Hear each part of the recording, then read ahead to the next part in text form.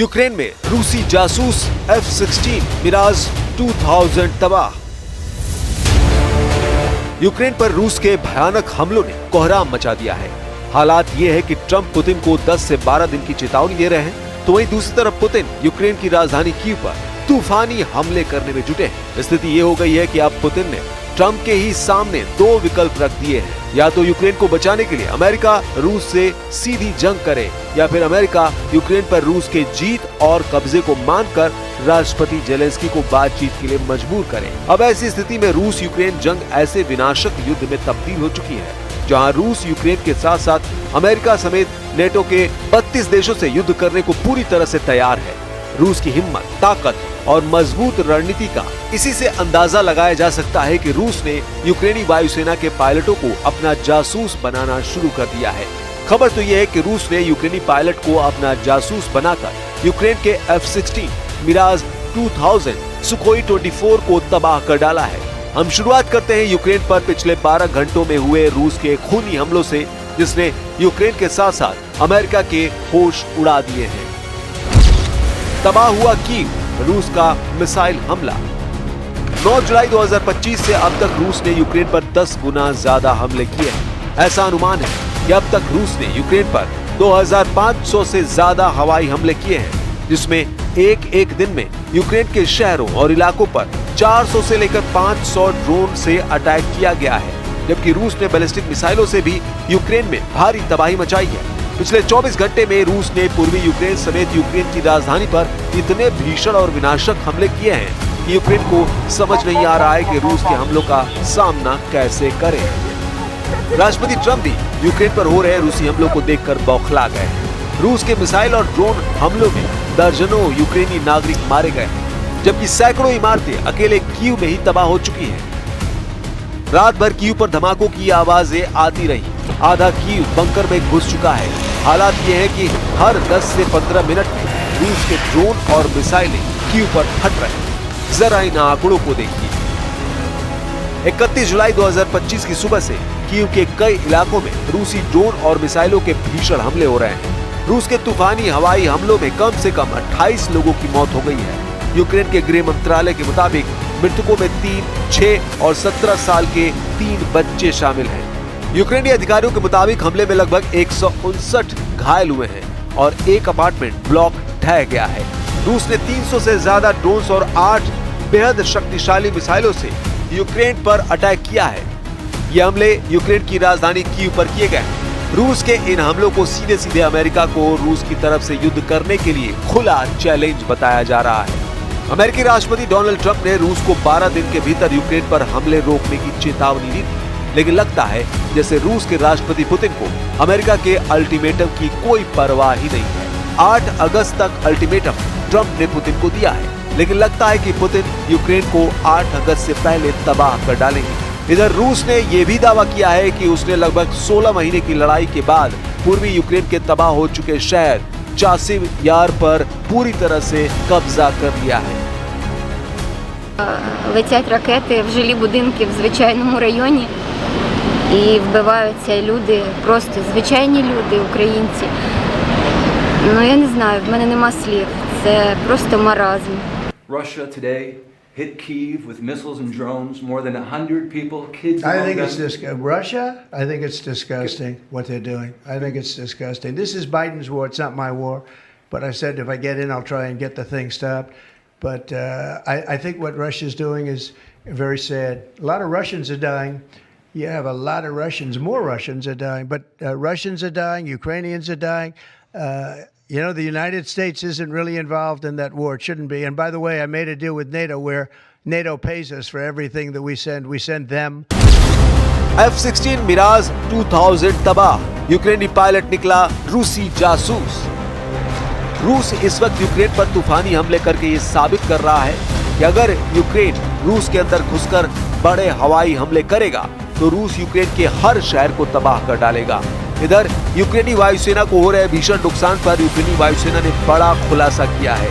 पता चला है कि यूक्रेन के F-16 मिराज 2000 और सुखोई 24 को रूस ने यूक्रेनी पायलट की मदद से तबाह कर दिया है। यूक्रेनी पायलट का नाम तो नहीं बताया गया है, लेकिन रूस ने यूक्रेनी वायुसेना के पायलट को अपना जासूस बना लिया है। जरा देखिए रूस ने यूक्रेनी वायुसेना में क्या खेल किया है।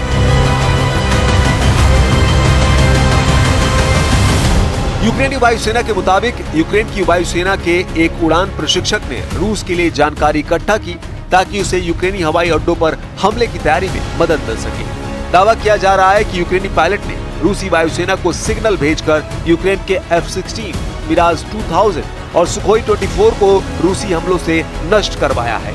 यूक्रेन की सुरक्षा सेवा यानी SBU ने कहा कि इस अनाम यूक्रेनी मेजर ने रूस को जानकारी दी है, जिसकी वजह से उसे गिरफ्तार कर दिया गया है। रूस के लिए जासूसी कर रहे यूक्रेनी पायलट की उम्र 42 साल बताई जा रही है, जो यूक्रेन की नेशनल गार्ड असॉल्ट ब्रिगेड में रूसियों के लिए काम कर रहा था। यानी यूक्रेनी पायलट ने ही यूक्रेन के फाइटर जेट को तबाह करने में रूस की जबरदस्त मदद की है। ये यूक्रेनी पायलट रूसी सैन्य खुफिया एजेंसी यानी GRU का एजेंट निकला, जो अब गिरफ्तार हो चुका है। Наши войска наступают по всей линии боевого соприкосновения. По всей. И в приграничной зоне, и в Донецкой республике, в Луганской, и в Запорожье, и в Херсоне. Везде, на всех участках, где-то больше, где-то меньше, но позитивная активность. Благодаря, конечно, мужеству и героизму наших ребят.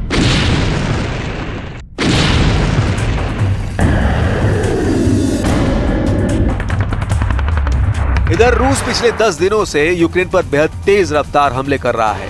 दावों के मुताबिक रूस इस वक्त ईरान निर्मित शाहिद 136 ड्रोन, इस्कंदर M मिसाइलों, सुखोई सीरीज के लड़ाकू विमानों, TU सीरीज के बमवर्षकों से बेहद सटीक हमले यूक्रेन पर कर रहा है। यूक्रेन का दावा है कि रूस ने नए इलाकों को इसलिए निशाना बनाना शुरू कर दिया है ताकि यूक्रेन की अग्रिम सुरक्षा पंक्ति को तोड़ा और भटकाया जा सके।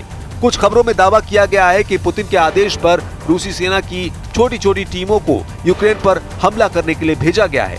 4 और 2 पहिया वाली बाइकों से रूसी सेना यूक्रेन के नए इलाकों में तेजी से हमले कर रही है, जिसकी वजह से यूक्रेन के सामने समस्या ये हो गई है कि रूसी सैनिकों की छोटी हमलावर टीमों को मारने में बहुत ज्यादा हथियार और सैनिकों की जरूरत पड़ रही है।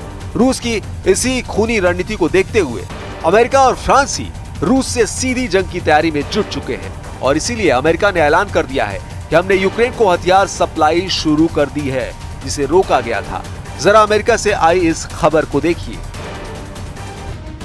अमेरिकी अधिकारियों ने रॉयटर्स और एसोसिएटेड प्रेस को बताया कि अमेरिका ने यूक्रेन को तोपखानों के गोले और मोबाइल रॉकेट आर्टिलरी मिसाइलों की आपूर्ति फिर से शुरू कर दी है। डोनाल्ड ट्रंप ने दावा किया कि उन्हें नहीं पता कि पिछले हफ्ते शिपमेंट को रोकने का आदेश किसने दिया था। अधिकारियों ने नाम न छापने की शर्त पर बताया 155 mm आर्टिलरी गोले और GMLRS यानी मोबाइल रॉकेट आर्टिलरी मिसाइलें उपलब्ध कराई जा रही हैं।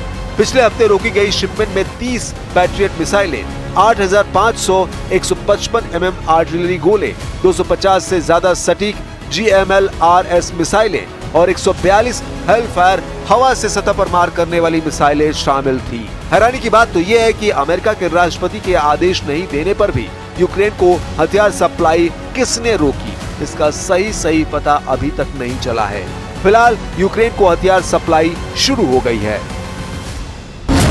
ताबूत में यूरोप के 15 देश, पुतिन की यूरोप जंग शुरू।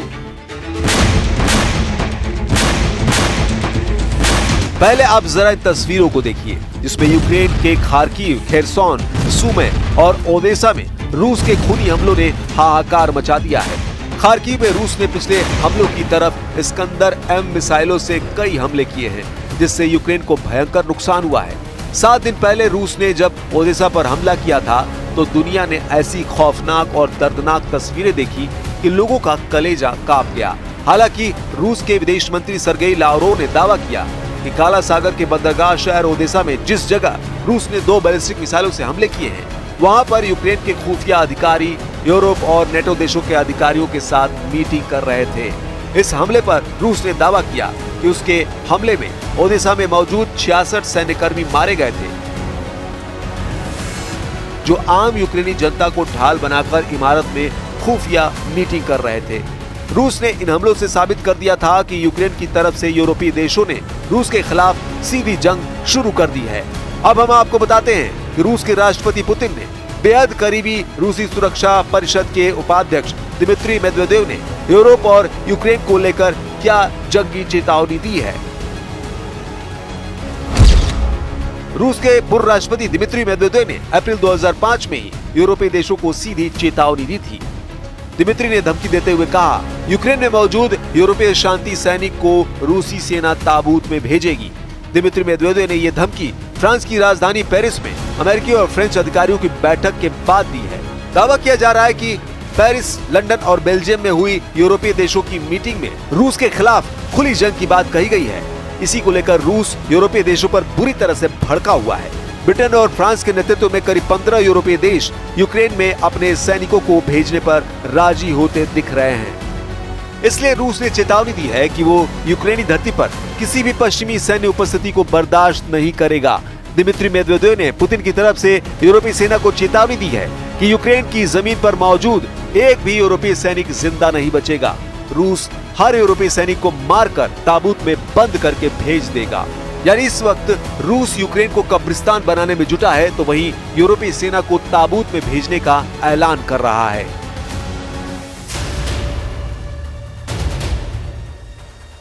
रूसी हमलों की इन ताजा तस्वीरों को देखिए। रूस तोपखाना यूक्रेनी सेना के 221 मोर्चों पर अंधाधुंध हमले कर रहा है। 44 सेकंड के इस वीडियो में दावा किया गया है कि यूक्रेन के खार्किव, निप्रोपेट्रोव्स्क, खेरसोन में रूसी सेना के हमलों से भारी तबाही हुई है। दावे तो यहाँ तक किए जा रहे हैं कि यूक्रेन के 15 प्रांतों पर 30 दिन से रूस के हमलों में 10 गुना तक बढ़ोतरी हुई है। रूस के प्रचंड हमलों को देखकर कुछ वॉर एक्सपर्ट डंके की चोट पर दावा करने लगे हैं कि ट्रंप पुतिन के खूनी हमलों पर आंखें मूंदे बैठे हैं और एक तरह से यूक्रेन के खिलाफ ट्रंप की सरकार की गद्दारी को साबित करता है। हम आपको ग्राफिक और तस्वीरों के जरिए दिखाते हैं कि इस वक्त यूक्रेन की राजधानी कीव समेत यूक्रेन के 15 प्रांतों पर रूस किस तरह से कैसे हमले कर रहा है। कुल मिलाकर हालात ये है कि रूस ने अमेरिका को 2 विकल्प दिए हैं, या तो रूस से जंग करो या फिर यूक्रेन का सरेंडर कराओ।